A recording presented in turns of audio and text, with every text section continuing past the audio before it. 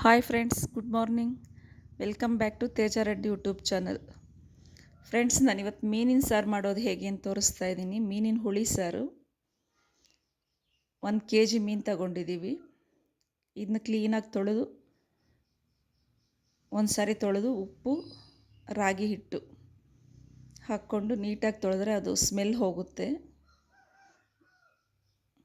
ಚೆನ್ನಾಗಿ ಹಿಸ್ಕಿ ಒಂದು 2-3 ಸಾರಿ ತೊಳ್ಕೊಬೇಕು ಸ್ನೇಹಿತರೆ. ಫ್ರೆಂಡ್ಸ್, ನನ್ನ ಚಾನಲ್ ಸಬ್ಸ್ಕ್ರೈಬ್ ಮಾಡಿ, ಬೆಲ್ ಮೇಲೆ ಒಂದು ಕ್ಲಿಕ್ ಕೊಡಿ, ಯಾಕಂದರೆ ನನ್ನ ನೋಟಿಫಿಕೇಷನ್ಸ್ ನಿಮಗೆ ಬರುತ್ತೆ. ನನ್ನ ವಿಡಿಯೋ ಕೊನೆವರೆಗೂ ನೋಡಿ. ನಿಮ್ಗೆ ಇಷ್ಟ ಆದರೆ ಲೈಕ್ ಮಾಡಿ, ಶೇರ್ ಮಾಡಿ. ತಪ್ಪದೇ ಲೈಕ್ ಮಾಡಿ, ಶೇರ್ ಮಾಡಿ. ನೀವು ಯಾವ ಥರ ಮಾಡ್ತೀರಾ ಅಂತ ನನಗೆ ಕಾಮೆಂಟಲ್ಲಿ ಹೇಳಿ.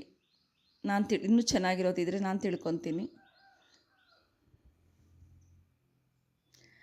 ವಿಡಿಯೋ ನೋಡ್ತಿದ್ದೀರಾ, ಬಟ್ ಸಬ್ಸ್ಕ್ರೈಬ್ ಮಾಡ್ತಿಲ್ಲ. ಪ್ಲೀಸ್ ಸಬ್ಸ್ಕ್ರೈಬ್ ಮೀ, ನನ್ನ ಚಾನಲ್ ಸಪೋರ್ಟ್ ಮಾಡಿ. ಇನ್ನೊಂದು ವಿಷಯ ಏನಂದರೆ, ನಾನು ಇದರಲ್ಲಿ ಇನ್ನೊಂದು ಚಾನಲ್ ಇಟ್ಟಿದ್ದೆ. ಅದೇನೋ ಸ್ವಲ್ಪ ಟೆಕ್ನಿಕಲ್ ಇಶ್ಯೂವಿಂದ ನನಗೆ ಗೊತ್ತಾಗದೆ ನಾನು ಅದನ್ನ ಹಾಳು ಮಾಡಿಕೊಂಡೆ. ತುಂಬ ಬೇಜಾರಾಗಿದೆ ನನಗೆ. ನನ್ನ ಚಾನಲ್ ಸಬ್ಸ್ಕ್ರೈಬ್ ಮಾಡಿ, ನನಗೆ ಸಪೋರ್ಟ್ ಮಾಡಿ ಪ್ಲೀಸ್. ಮೀನೆಲ್ಲ ತೊಳೆದಿಟ್ಕೊಂಡೆ.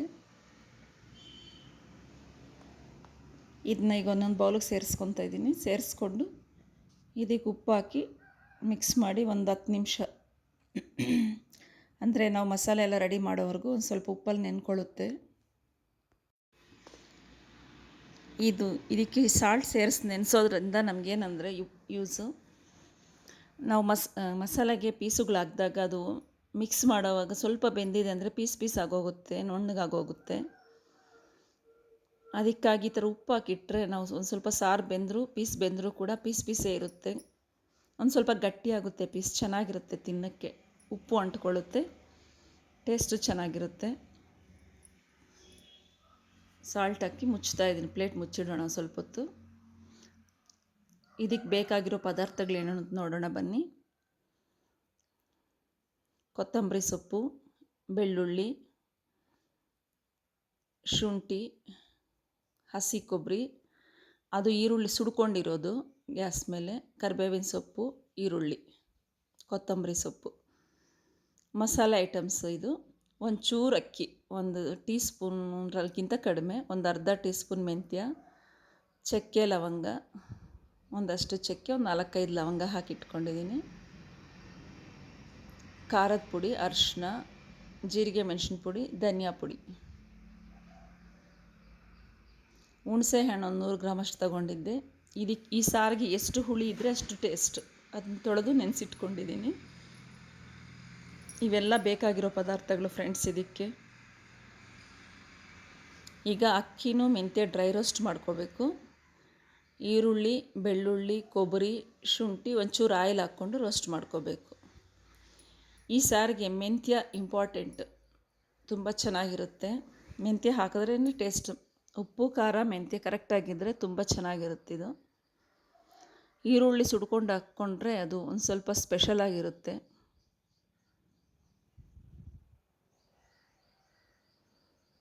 ಮೆಂತ್ಯ ಅಕ್ಕಿ ರೋಸ್ಟ್ ಮಾಡಿಕೊಂಡೆ, ಡ್ರೈ ರೋಸ್ಟು. ಈಗ ಒಂಚೂರು ಆಯಿಲ್ ಹಾಕ್ಕೊತಾ ಇದ್ದೀನಿ. ಇದಕ್ಕೆ 1 ಟೀ ಸ್ಪೂನಷ್ಟು ಆಯಿಲ್ ಸೇರಿಸ್ಕೊಂಡು ಇದರಲ್ಲಿ ಈಗ ಈರುಳ್ಳಿ, ಬೆಳ್ಳುಳ್ಳಿ, ಕೊಬ್ಬರಿ, ಶುಂಠಿ ಬೇಯಿಸ್ಕೊಳ್ಳೋಣ ಫ್ರೆಂಡ್ಸ್.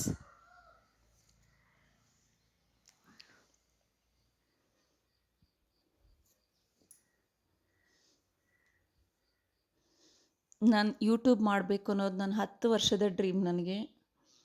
ಬಟ್ ಧೈರ್ಯ ಬರಲಿಲ್ಲ. ನನ್ನ ಕೈಲಿ ಆಗುತ್ತಾ ಆಗಲ್ವಾ ಅಂತ ತುಂಬ ದಿನಗಳು ವೆಯ್ಟ್ ಮಾಡಿದೆ. 1-2-3 ತಿಂಗಳ ಹಿಂದೆ ಮಾಡಿದೆ. ನನ್ನ ಕೈಲಾದಷ್ಟು ಸ್ವಲ್ಪ ಕಷ್ಟಪಟ್ಟು ಮಾಡಿದೆ. ವೀಡಿಯೋಸ್ ಎಲ್ಲ ಅಪ್ಲೋಡು ಮಾಡಿದೆ ನಾನು. ಆದರೆ ಒಂದು ಸ್ವಲ್ಪ ನನ್ನ ಬೇಜವಾಬ್ದಾರಿಯಿಂದ ನನ್ನ ಚಾನಲ್ ನಾನೇ ಸ್ಪಾಯ್ಲ್ ಮಾಡಿಕೊಂಡೆ. ತುಂಬ ನೋವಿದೆ ನನಗೆ ಯಾಕೋ. ಸಪೋರ್ಟ್ ಮಾಡಿ, ನನಗೆ ಸ್ವಲ್ಪ ಹೆಲ್ಪ್ ಮಾಡಿ, ನನ್ನ ಆಸೆಗೆ ಒಂದು ಸ್ವಲ್ಪ ಪುಷ್ ಮಾಡಿ ನನಗೆ. ಎಲ್ಲ ರೋಸ್ಟ್ ಮಾಡಿಟ್ಕೊಂಡ್ವಿ. ಇದೆಲ್ಲ ಒಂದು ಸ್ವಲ್ಪ ತಣ್ಣಗಾಗಬೇಕು. ತಣ್ಣಗಾದ್ಮೇಲೆ ಮಿಕ್ಸಿಗೆ ಹಾಕ್ಕೊಳ್ಳೋಣ. ಅದುವರೆಗೂ ನಾವು ಹುಣಸೆ ಹಣ್ಣು ನೆನೆಸಿಟ್ಕೊಂಡಿದ್ವಲ್ಲ ಅದನ್ನ ಹುಳಿ ತೆಗಿಯೋಣ, ಚೆನ್ನಾಗಿ ಕಿವುಚಿ ಅದನ್ನ ಹುಳಿ ರಸ ತೆಗೆದು ಅದನ್ನೆಲ್ಲ ಮಾಡೋಣ, ರೆಡಿ ಮಾಡ್ಕೊಳ್ಳೋಣ.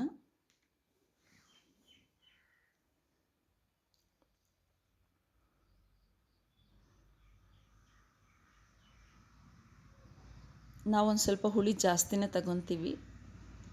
ನೀವು ಇನ್ನು ಸ್ವಲ್ಪ ಕಡಿಮೆ ತಿನ್ನೋರಾದರೆ ಒಂಚೂರು ಕಡಿಮೆ ಹಾಕ್ಕೊಳ್ಳಿ, ಹುಣಸೆ ಹಣ್ಣು ಪರವಾಗಿಲ್ಲ. ಆದರೆ ಮೀನಿನ ಸಾರಿಗೆ ಹುಳಿ ಇದ್ದರೆ ಚೆನ್ನಾಗಿರುತ್ತೆ. ಫ್ರೆಂಡ್ಸ್, ಒಂದು ಸಾರಿ ಟ್ರೈ ಮಾಡಿ ನೋಡಿ. ನೀವು ಈ ಥರ ನಾನು ಮಾಡೋ ವಿಧಾನದಲ್ಲಿ ಒಂದು ಸಾರಿ ಟ್ರೈ ಮಾಡಿ ನನಗೆ ಕಾಮೆಂಟಲ್ಲಿ ಹೇಳಿ ಹೇಗಿದೆ ಅಂತ. ತುಂಬ ಚೆನ್ನಾಗಿರುತ್ತೆ ಸ್ನೇಹಿತರೆ. ನಾನು ಇದನ್ನು ಕಲ್ತಿರೋದು ನಮ್ಮ ಅಜ್ಜಿ, ನಮ್ಮಮ್ಮ ಎಲ್ಲರೂ ಈ ಥರನೇ ಮಾಡ್ತಿದ್ರು. ನಾನು ಅವ್ರ ಹತ್ರನೇ ಕಲ್ತಿರೋದು.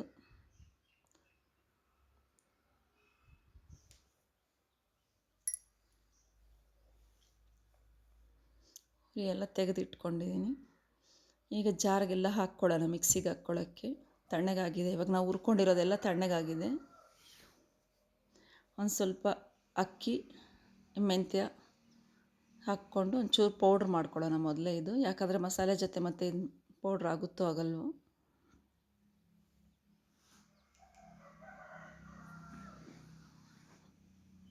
ಅದನ್ನ ಪೌಡ್ರ್ ಮಾಡ್ಕೊಂಡಿದ್ದಾದಮೇಲೆ ಇನ್ನು ಉಳಿದಿರೋವೆಲ್ಲ ಹಾಕ್ಕೊತಾ ಇದ್ದೀನಿ. ನಾವು ಬೇಯಿಸ್ಕೊಂಡಿರೋದು ಮಸಾಲೆ ಪೌಡ್ರುಗಳು, ಕೊತ್ತಂಬರಿ ಸೊಪ್ಪು ಎಲ್ಲ ಹಾಕಿ ಮಿಕ್ಸಿಗೆ ಹಾಕ್ಕೊಳ್ಳಿ. ಒಂದು ಸ್ವಲ್ಪ ನುಣ್ಣಗಿದ್ರೆ ಚೆನ್ನಾಗಿರುತ್ತೆ ಈ ಮಸಾಲ.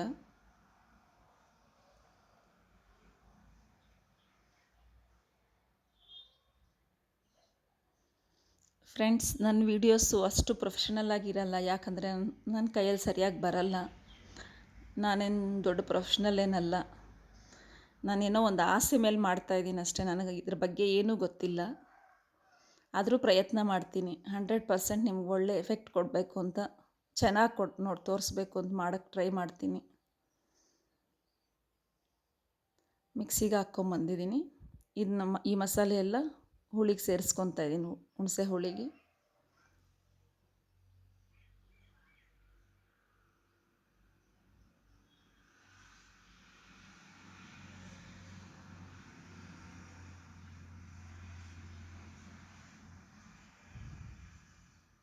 ಜಾರಲ್ಲಿರೋ ಮಸಾಲೆ ಎಲ್ಲ ಕ್ಲೀನಾಗಿ ತೆಳೆದು ಅದಕ್ಕೆ ಸೇರಿಸ್ಕೊಂಡು ಅದನ್ನೆಲ್ಲ ಒಂದು ಸಾರಿ ಮಿಕ್ಸ್ ಮಾಡ್ಕೊಳ್ಳೋಣ.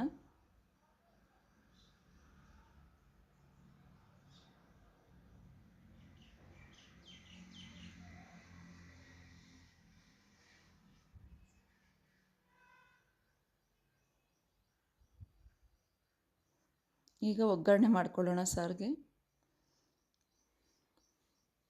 ಪಾನ್ ಇಟ್ಕೊಂಡಿದ್ದೀನಿ. 1-2 ಟೇಬಲ್ ಸ್ಪೂನಷ್ಟು ಆಯಿಲ್ ಹಾಕ್ಕೊತಾ ಇದ್ದೀನಿ.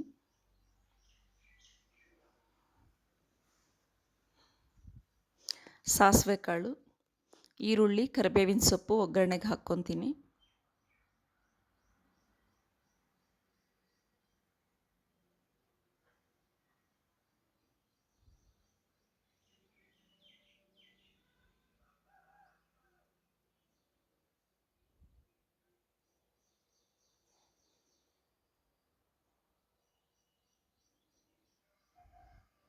ಇದೊಂದು ನಿಮಿಷ ಹಂಗೆ ಈರುಳ್ಳಿ, ಕರಿಬೇವಿನ ಸೊಪ್ಪು 1 ನಿಮಿಷ ಆಯಿಲಲ್ಲಿ ಹುರ್ಕೋಬೇಕು. ಇದಕ್ಕೆ ಸಣ್ಣ ಈರುಳ್ಳಿ ಇನ್ನೂ ಜಾಸ್ತಿ ಹಾಕಿದ್ರೂ ಮೀನು ಸಾರಿಗೆ ಚೆನ್ನಾಗಿರುತ್ತೆ ಟೇಸ್ಟು. ನಾವು ಚಿಕ್ಕಂದಿರೋವಾಗ ನಮ್ಮ ಅಜ್ಜಿ ಸಣ್ಣ ಸಣ್ಣ ಮೀನು ಸಿಗ್ತಾಯಿತ್ತು. ಅದರಲ್ಲಿ 75% ಮೀನು ಹಾಕಿದ್ರೆ ಇನ್ನು 25% ಈ ಸಣ್ಣ ಈರುಳ್ಳಿ ಹಾಕಿ ಸಾರು ಮಾಡ್ತಿದ್ರು. ತುಂಬ ಟೇಸ್ಟ್ ಇರೋದು. ಇವಾಗ ಸಣ್ಣ ಮೀನು ಸಿಗೋದು ಇಲ್ಲ, ಮಾಡೋಕ್ಕಾಗೋದು ಇಲ್ಲ. ಸಿಕ್ಕಿದ್ರೆ ಅಂತೂ ನಾನು ಮಾಡಿ ಮತ್ತೆ ಇನ್ನೊಂದು ಸಾರಿ ತೋರಿಸ್ತೀನಿ ನಿಮ್ಗೆ ಆ ಮೀನಿನ ಅದು ಹಾಕಿ. 10 ವರ್ಷಗಳಿಂದ ನೋಡ್ತಿದ್ದೀನಿ, ನನಗೆ ಆ ಮೀನು ಕಾಣಿಸ್ತಾನೆ ಇಲ್ಲ, ಸಣ್ಣ ಸಣ್ಣ ಮೀನುಗಳು. ಯಾವಾಗಾದರೂ ಸಿಕ್ಕಾಗ ಡೆಫಿನೆಟಾಗಿ ನಿಮಗೆ ತೋರಿಸ್ತೀನಿ ನಾನು. ಇದನ್ನೆಲ್ಲ ಹುರ್ಕೊಂಡು 1-2-3 ನಿಮಿಷ ಇಡಿಸುತ್ತೆ. ಇದಕ್ಕೆ ನಾವು ಆವಾಗಲೇ ಮಸಾಲ ರೆಡಿ ಮಾಡ್ಕೊಂಡಿದ್ದೀವಲ್ಲ, ಅದನ್ನ ಸೇರಿಸ್ಕೋಬೇಕು. ಇದನ್ನು ಸ್ವಲ್ಪ ರೋಸ್ಟ್ ಆದರೆ ಆಯ್ತು. ಈಗ ಸರಿ, ಸಾಕು. ಇಷ್ಟ ಆದರೆ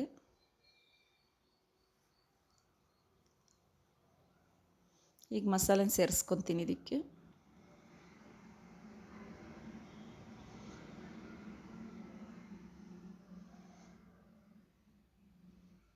ಈಗ ಇದೊಂದು ಸ್ವಲ್ಪ ದಪ್ಪನೇ ಇದೆ ಮಸಾಲೆ ಎಲ್ಲ. ಇದು ಹಿಂಗೆ ಬೇಯಿಸ್ಕೊಳ್ಳೋಣ, ಇದನ್ನ ಕಾಯಿಸ್ಕೊಳ್ಳೋಣ. ಇದು ಒಂದು ಸ್ವಲ್ಪ ಆಯಿಲ್ ಬಿಟ್ಕೊಳ್ಳೋವರೆಗೂ ಕಾಯಿಸ್ಕೋಬೇಕು. ಮತ್ತು ನಮ್ಗೆ ಎಷ್ಟು ನೀರು ಬೇಕೋ ಅಷ್ಟು ನಾವು ಸೇರಿಸ್ಕೋಬೋದು. ಮಸಾಲೆ ಎಲ್ಲ ಹುರ್ಕೊಂಡಿದ್ದೀವಿ, ಹಸಿ ಸ್ಮೆಲ್ ಏನಿರಲ್ಲ. ಆದರೂ ಇನ್ನೊಂದು ಸಾರಿ ಇದು ಆಯಿಲ್ ಬರೋವರೆಗೂ ಈ ಮಸಾಲೆನ ಹಸಿ ಸ್ಮೆಲ್ ಹೋಗೋವರೆಗೂ ಕುದಿಸ್ಕೊಂಡು ನಾವೀಗ ಎಷ್ಟು ಬೇಕು ಉಪ್ಪು ಸೇರಿಸ್ಕೊಂಡಿದ್ದೀನಿ. ಕಡಿಮೆನೇ ಹಾಕಿದ್ದೀನಿ ಈಗ ಉಪ್ಪು, ಮತ್ತೆ ನೋಡ್ಕೊಂಡು ಹಾಕ್ಕೊಳ್ಳೋಣ ಅಂತ. ಯಾಕಂದರೆ ಆವಾಗಲೇ ಮೀನಿಗೂ ಹಾಕಿಟ್ಟಿದ್ವಲ್ಲ, ಉಪ್ಪು ಮಿಕ್ಸ್ ಮಾಡಿ ಇಟ್ಟಿದ್ದೀನಿ. ಉಪ್ಪು ಕಡಿಮೆ ಇದ್ದರೆ ಮತ್ತೆ ಸೇರಿಸ್ಕೋಬೋದು, ಜಾಸ್ತಿ ಆದರೆ ಕಷ್ಟ. ನೋಡಿ ಈಗ ಒಂದು ಸ್ವಲ್ಪ ಆಯಿಲ್ ಬಿಟ್ಕೊಂಡಿದೆ ಸುತ್ತಲೂ, ಅಬ್ಸರ್ವ್ ಮಾಡಿ ನೀವು. ಇದನ್ನು ಸ್ವಲ್ಪ ಹತ್ತಿರನೂ ಬಂದಿದೆ ಮಸಾಲೆ, ಚೆನ್ನಾಗಿ ಬೆಂದಿದೆ, ಹಸಿ ಸ್ಮೆಲ್ ಹೋಗಿದೆ. ಈಗ ಇದಕ್ಕೆ ನಮಗೆ ಸಾರಿಗೆ ಎಷ್ಟು ನೀರು ಬೇಕೋ ಅಷ್ಟಿಗೆ ಸೇರಿಸ್ಕೋಬೋದು.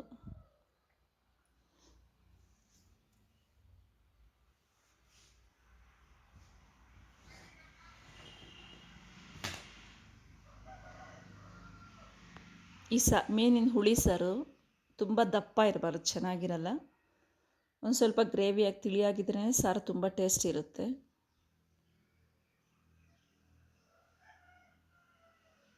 ನಾವು ಈ ಸಣ್ಣ ಮೀನು ಸಾರು ಮಾಡೋವಾಗ ನಮ್ಮ ಅಪ್ಪ ಅವ್ರು ಯಾವಾಗೂ ಹೇಳೋದು, ಸಾರು ಹೇಗಿರಬೇಕು ಅಂದರೆ ಸಾರಲ್ಲಿ ಮೀನುಗಳು ಓಡಾಡ್ದಂಗೆ ಇರಬೇಕು, ಅಷ್ಟು ತಿಳಿಯಾಗಿರಬೇಕು ಅಂತ. ಮೀನಿನ ಸಾರು ಆಲ್ಮೋಸ್ಟ್ ಸ್ವಲ್ಪ ತಿಳಿಯಿದ್ರೇ ಚೆನ್ನಾಗಿರುತ್ತೆ ಟೇಸ್ಟು. ಚೆನ್ನಾಗಿ ಬೇಯಬೇಕು. ಸಾರಂತೂ ತುಂಬ ಕುದಿಬೇಕು, ಎಷ್ಟು ಕುದಿದ್ರೆ ಅಷ್ಟು ಟೇಸ್ಟ್ ಬರುತ್ತೆ ನಮಗೆ. ಇವಾಗ ನೋಡಿ ಹಿಂಗಿದ್ರೆ ಸಾಕು ಸಾರು ನಮಗೆ. ಸಾಲ್ಟ್ ಸರಿ ಹೋಗಿದ್ದಿಲ್ವಾ ಅಂತ ನೋಡಿದೆ, ಈಗ ಒಂಚೂರು ಕಡಿಮೆ ಇದೆ, ನಾನು ಸ್ವಲ್ಪ ಸೇರಿಸ್ಕೊಳ್ಳೋಣ ಉಪ್ಪೀಗ.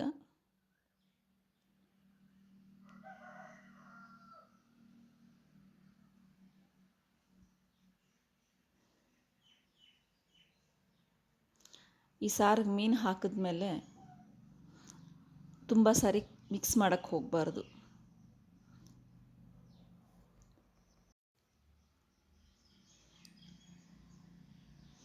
ಮೀನೆಲ್ಲ ಮಸಾಲೆಯಲ್ಲಿ ಮುಳುಗೋ ಥರ ಎಲ್ಲನೂ ಹಾಕಬೇಕು. ಮೀನು ಹಾಕಿದ್ಮೇಲೆ ಒಂದು 5 ನಿಮಿಷ ಕುದಿಸ್ಕೋಬೇಕು ಇದನ್ನ. ಮಸಾಲೆ ಎಲ್ಲ ಪೀಸ್ ಗಂಟ್ಕೊಳ್ಳುತ್ತಲ್ಲ, ಚೆನ್ನಾಗಿರುತ್ತೆ ಟೇಸ್ಟು.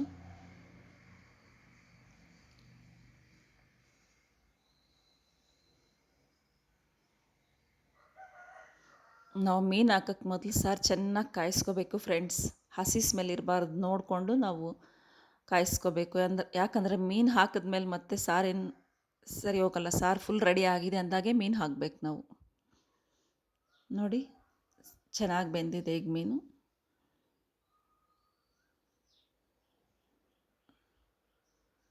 ಸಾರು ನಮ್ಗೆ ಈ ಥರ ಇರಬೇಕು. ಇನ್ನೇನು ಆಲ್ಮೋಸ್ಟ್ ಸಾರು ರೆಡಿ ಆದಂಗೆ ಫ್ರೆಂಡ್ಸ್. ಪ್ಲೀಸ್ ನನ್ನ ಚಾನಲ್ ಸಬ್ಸ್ಕ್ರೈಬ್ ಮಾಡಿ, ಲೈಕ್ ಮಾಡಿ, ಇಷ್ಟ ಆದರೆ ಶೇರ್ ಮಾಡಿ, ನನಗೆ ಸಪೋರ್ಟ್ ಮಾಡಿ ಸ್ನೇಹಿತರೆ. ಬೆಂದಿದೆ ಮೀನು.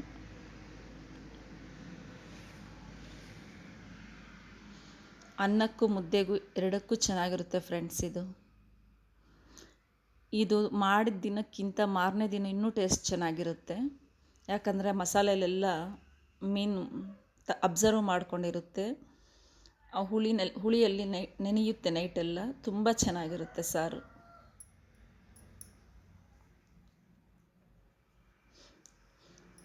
ಇದು ನಮ್ಮ ಕೆರೆ ಮೀನೇ ಫ್ರೆಂಡ್ಸ್.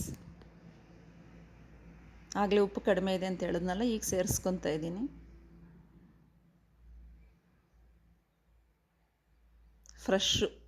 ಫ್ರೆಶ್ ಮೀನುಗಳಿವು. ಆಗ್ತಾನೆ ಕೆರೆಯಲ್ಲಿ ಇಟ್ಕೊಂಬಂದು ಕ್ಲೀನ್ ಮಾಡ್ಕೊಂಬಂದು ಕೊಟ್ಟಿರೋದು.